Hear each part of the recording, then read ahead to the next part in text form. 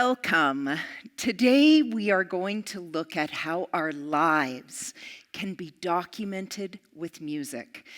It's a way for us to showcase all those incredible bumps, the joys, and even some of the bruises that have gone along the way. Let's go back to Halloween 1980. I am so sorry for any of those who were not there at the time. Halloween 1980 was a very, very good time. It was when I had learned that I was going to go out trick-or-treating without parental supervision. My costume was on my bed. I was ready to go. I went off to school that day, and I met up with my very best friend. We met at recess, and she had a wonderful idea. She said, "Jen, how about we climb up to the top of the monkey bars, walk across, go to the middle, jump off, do a triple axel double somersault, and a perfect landing." When you're a tween, that sounds like a brilliant idea. So she went first. She got up to the top, she jumped off, and it was perfect. A perfect 10 landing. My turn. I walked up, a little bit more nervous, got to the top of the monkey bars, stood there, jumped off, and all you heard was snap, snap, crack. And that would have been my leg. I was lying there at the bottom, thinking, that's it. Halloween 1980 is over for me. Do you remember being a tween and those things would happen? Seriously, catastrophic. I went home, now with a 6-inch plaster cast, because that's what it was at the time, got home, and there was nothing that was going to make it better. Absolutely nothing. Except one thing. And my mom knew what it was. She stopped at Sam the Record Man in Langley, British Columbia, and she picked up the album I've been talking about, the album that I was pining for, that I had wanted for so long. And I thought today, this part of the show is all about me. I'd like to share with you my very first album.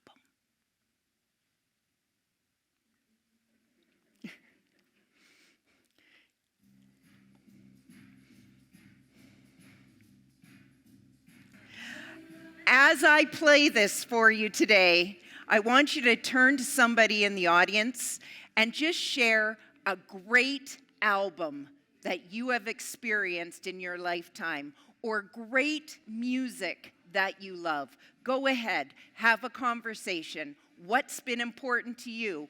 What's part of your personal soundtrack?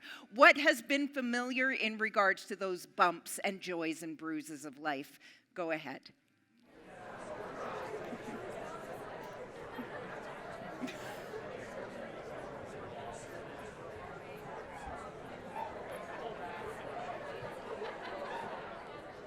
All right. How was that traveling back? Can I just get a couple of albums? Can you just call them out? Hotel California, the Eagles, for sure. What else? Bayou Country, CCR. Thank you so much. So, we're going to take a minute. I would like everyone to turn to page 10 in their workbook. I'm hoping you can see okay. Can everyone see okay? So I want you to open up your workbooks because we're going to go through the activity I want us to take home with us today. This is not an activity that is going to take an hour, nor even a day. This could very well take a month or a year, and you might want to do it in small chunks. But here we are looking at it on one page in the workbook, but I'm going to give you some options of what you can do. So this is the workbook that we have that everyone can pick up. If you don't have a copy, we can pass you one right now. And what I want you to do is take as many pages as you need for your personal soundtrack. We're going to break it down in a couple of different ways. One could be how I'm going to go through it today. I'm going to look at our earliest music memories, what happened in grade school, our teen years, going up to young adulthood. Cool. You can also break it down into decades, whatever you feel is going to work best for you. Now, as everything we've been doing in this series, I keep saying, it sounds so simple. And it essentially is simple, but that doesn't mean it's going to be easy. This is going to take work. Because every time you hear a new song on the radio, you're going to go, oh yeah, I remember that one. And you're going to want to add it to your personal soundtrack along with a few of those memories. The reason we want to do this is because our personal soundtrack's unique to us. It is a way for you to share yourself with others or remind yourself of what you have valued, what's been important to you, and some of these incredible memories that you've had. So, let's start. And I'm going to share a few of mine along the way. If you're wondering, I still add some new things. I'm actually going to show you some of the new things that I keep adding. But let's look at these earliest memories. So when I'm talking about early memories, I'm looking at before. Could we go before grade 1? Could we go when we were quite young? So as you're thinking about that, I want you to write down a couple in your journal right now. And did you have someone that you were lucky enough to hear hum to you or sing to you? You might want to write that down. Or did you have something like I did, which is a jewelry box? I don't know why this jewelry box is so embedded in my brain, but I remember exactly where it was sitting on top of a doily. Like, I totally remember it. I remember that the chest of drawers was green and that it had a doily on top, and then, right on top was the jewelry box. And every time you opened it, it played a beautiful piece. And, I can remember getting new jewelry boxes as I went along that all had different songs. What are some of your memories of that earliest music memory? Maybe there was a game. Nowadays, there's video games. What sounds do you remember from the video games? What sounds do you remember from, I don't know, Operation? Could have been one of the games, and you could remember all the beeping that went into it. But putting together some of these stories, representing your life through your auditory experience, is just another way to look at it or to hear it. Okay, next. I'm going to move up to grade school, and I want you to keep writing your ideas. It would have been grade 2. I was really fortunate. Grade 2 was an amazing year for music for me. I had a teacher by the name of Mr. Tredia. And Mr. Tredia would show up, and not like the regular music teacher who would sit at the piano and play it. He too would come to the piano, but he would turn around on the piano bench and he had a guitar and he would sing to us. And it would be the first time that I would learn such incredible hits as Blowin' in the Wind, as I would learn One Tin Soldier. I remember every word to these songs from that moment with Mr. Tredia singing to us as kids, just hanging on every word of him sharing his music with us. There was another really critical moment that happened in grade 2. We were called to assembly. Remember assembly? Second to recess, greatest time of the day. Went off to assembly. And that's when all the kids would come together. And on this particular day, in the middle of a room was a stool, a guitar, and a reel-to-reel projector. If you don't remember those, they are the ones that were huge and occasionally would break and go slap, slap, slap, slap, slap, and then we would just tape it and start it again. So here we were to watch this movie, and this guy came out. He looked young, but he was old to me. I mean, I was in grade 2, but my mom was there. Like, why did my mom come? And she assured me, because this person's really important. I didn't know that. So he came on. he would sing a few of the songs he had written, and he would show these pictures of his walk on the West Coast Trail of British Columbia as he was filming a movie. I was fortunate in grade 2, although I had no idea who he was, to meet John Denver. Almost heaven, West Virginia, right? All of a sudden, we were country roading it with John Denver, grade 2, live music with a story. I can remember in that moment going, wouldn't that be a cool job to be standing on a carpet in the middle of a room, speaking about music, sharing stories, and singing? Dreams come true, I have to say. John Denver knew how to show the way. So as you're going through that, what else happened in grade school? I'll give a couple of words. Ready? Recorder. Ukulele. So I'd like you to write a couple of things that happened to you in grade school up about grade 5 or 6. And we're going to pause there for a moment because I'd like you to talk to your neighbor again and just share a little bit about your earliest music memories and your grade school memories. Go ahead.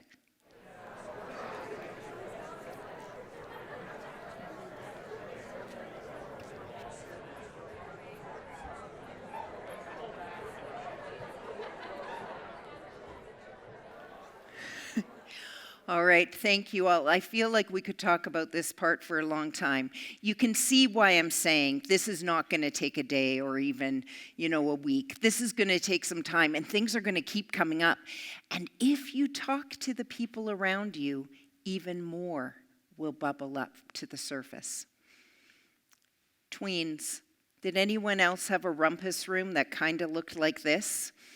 Did anyone else listen to vinyl on the floor and you had your big headphones on, plugged right directly into your studio setup that you had at home? Mine looked a lot like this.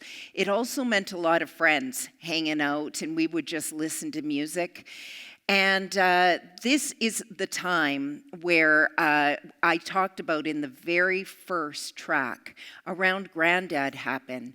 And when all of a sudden I learned that my granddad had a favorite song too. I knew I had favorite music, but I hadn't really been thinking about other people until I learned about Granddad. So I'd like you to think about that tween music, that in-between music that you listened to before you got to junior high.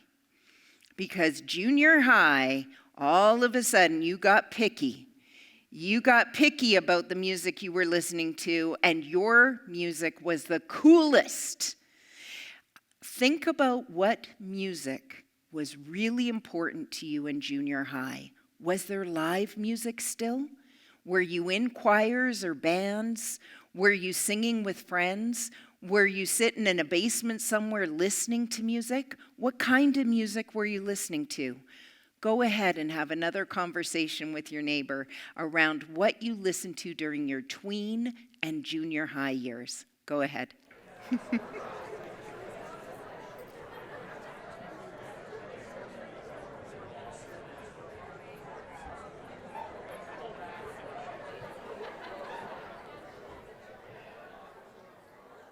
All right, we're about to move to the piece de resistance, high school. Now, some of us had very different high school experiences. Some of us want to forget junior high and high school. Some of us think it was the best time ever. But my hunch is music was a part of it for all of us. And I bet you there's the high school song. The high school song that every time you hear it, it takes you right back to that moment in time. Can I hear an example of that today? School's out for the summer. School's out for the summer. Says nothing about you whatsoever. Next. Crocodile Rock. Crocodile Rock. Thank you so much. I hope you're hearing what an opportunity it is for us to learn about other people through their music, to learn about people and their stories, Sometimes just asking someone, how was high school for you? Yeah, they might be able to give you a little bit of information, but by anchoring a song to that same story, it takes us right back there. We get a stronger visualization. It almost becomes a tactile experience through our auditory senses. So I'd like you to continue being curious about the people in your life, and hopefully through this program, as you get together over the holiday season, moving into 2023, we're going to be asking people music questions that can inspire more meaning within those relationships. Okay, I'm going to do one more, which is young adulthood. But it might be surprising, the picture I'm putting up. I'm putting up this one. The reason is I had kids young. They took over my young adult life. And it was fun in a different kind of way, but it became all about their music. Was there a period of time in your life where your music was about somebody else? Maybe it was when you were younger and it was all about your parents' music. Maybe it was all about your friends' music. Did you take a moment to identify the music for yourself? At this point, I feel like I almost missed an entire decade of music for me. And I've had to go back and explore it in a whole new way. As we look through these years, I want us to also look at, were there any gaps? During your childhood, during junior high, during high school and young adulthood, did you ever take a break from music? And if you did, what was going on? I just want you to think about it. This is the little bit of, reflective piece. What was going on if you ever took a break from music? Music's highly evocative. It brings up a lot of feelings. There are times where there's a lot of sound, and there's times when we require silence. We take a minute away. I can remember for myself, it was during this time where I was having 2 kids, 16 months apart. Don't worry, as soon as I found out how that was happening, I stopped it right away. So here we were with 2 kids, and I can remember I was driving down a road. Both kids have been born at this point. I was driving down a street, and I turned on the radio at a stoplight. And I realized I had not listened to music in almost a year. Almost a year. And it was in that moment I went, whew, I've been busy and maybe a little sad. I was going through something and I didn't recognize it. And I'm a music therapist. And I missed all the signs, like not playing the radio in my car, like I always play a radio in my car. So I'd like us to take a minute to also recognize if there were any gaps. And like all things that I have been sharing with us, this is supposed to be for our wellness. But if you're realizing it's going deeper than that and it's triggering something that you need to speak to a professional about, I'm going to encourage all of us to do that. Here's another assignment. This one is on page 10. In your workbook today. I think 10. I could be wrong. It's the top 10. So maybe it's 8. It's 8 in your workbook. Does everyone, it's called your 10 in the workbook. We're going to call it our top 10 today. And we're going to look at albums. I'm going to give rules. Are you ready? When I'm talking about an album right now, I'm meaning from the beginning of the album to the end. So either the entire CD or side A, B, and in some cases CD, the entire album has meant something to you. Not a single song, but an entire album changed you somehow. So I'd like us to start with that. And I'm going to give an idea for you to do. You could do this between now and the end of the year, or you could spread it out over next year.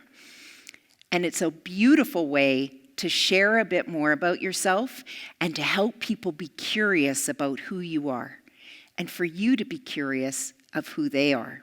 So the first one is, we're going to identify the top 10 albums that really changed you in some way. Maybe it completely validated how you were feeling a particular year. Maybe it met you where you were at during a difficult time. Maybe it brought you joy, solace, but something happened with that album. You're going to put together and curate your top 10. This is where the work comes in and may not be easy. With that, you're going to share your album. Now, it doesn't have to be in social media. Another idea is to do it live. You know how we do things like book clubs? We could do a music hub. Bring people together and go through our top 10 albums and what they meant to us at the time. We could hear other people's stories. But again, it can't be one song. It has to be an entire album. You could share one every day, every week, every month, however you want to share this, but a way to add some beauty in the world by sharing your music. Now, just to prove that I'm not perfect, just to prove that, and to say that I put together these incredible assignments, and I think they're terrific, and I've got a whole bunch of rationale on why they should work. Well, I need to prove to you that for the last 5 years, I've been working on my top 10, and I can't get there. I've gotten to my top 24. Okay, so I'm just trying to make that clear. This is my top 24 right now of albums that have made an absolute difference in my life, and I'm actually missing one up there too. I need to put Whitney Houston's up there as well, so I'm missing her, and she will be added in later. But it has been very difficult. But the curation process is what's important, because it makes us go, why am I selecting this one over others? What was happening at that time? Why does this music mean so much to me? And it is so personal. Like, everybody's here is going to look so different. This just happens to be mine. And as we go through this process, and as we order and curate our music, we are going to rediscover old things. But it's also going to share some new learning. I'm so excited for you to put together your top 10.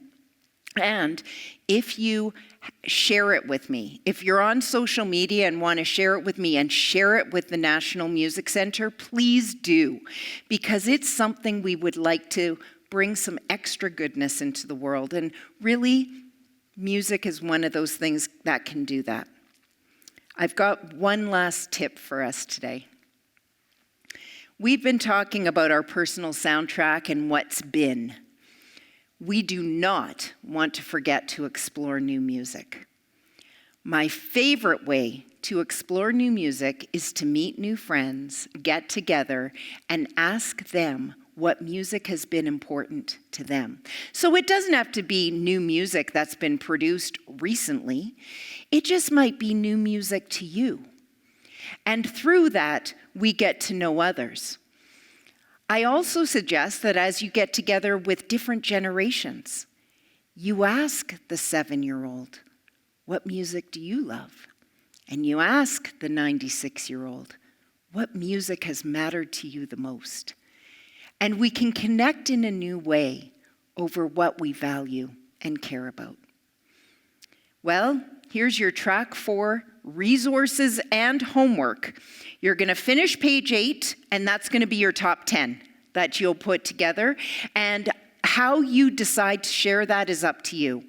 You can keep it completely just to yourself, or you can share it with others, or do the exercise with others. I want you to begin your personal soundtrack where you separate it in decades, or perhaps you separate it the way that I've shared in the book, which is your earliest music memories till today. And what's really interesting, and what you might find out as well, we don't add much new music post the age of 30 or 35. That's why we eventually all listen to the oldie station. But I'm going to encourage us to do that final piece, to keep exploring new music and keep adding it on to your personal soundtrack. And I would like you to contact, I've put here 5 people. It could be 1 person, the number's arbitrary. But I want you to learn about their music through their personal soundtrack, what's been important to them. Where this becomes extra exciting is when you meet people from different places around the world. They have come from completely different music than you, and it gives you an opportunity to really expand what others have heard, listened to, and what's mattered most to them. And the last one is consider starting a music hub. This is an opportunity for, book clubs are great, but man, a music hub and a place maybe where you can play some of the music so you can experience it once again. Books continue to be available in the gift shop just downstairs on level 1. And I have to say, last week I didn't walk out of here without a package myself, and I've got little Anne Murray, like 19 years old on the cover, took her album home with me. And also, if you have missed any of the previous programs, they are available right here at amplify.nmc.ca. I am feeling so lucky to do this program. I'm grateful to Bell for sponsoring it. I feel we've got the best tech team in the world right here that we're doing this, and it's so nice to be meeting new friends. Thank you so much for that. If you would like to stay in touch, I welcome you to finish this quick survey so we can stay connected. You can also send me questions anytime or connect with the National Music Center. I appreciate you so much. Hope you have a great week. I'll be right back here at 11 o'clock next Saturday. Take care.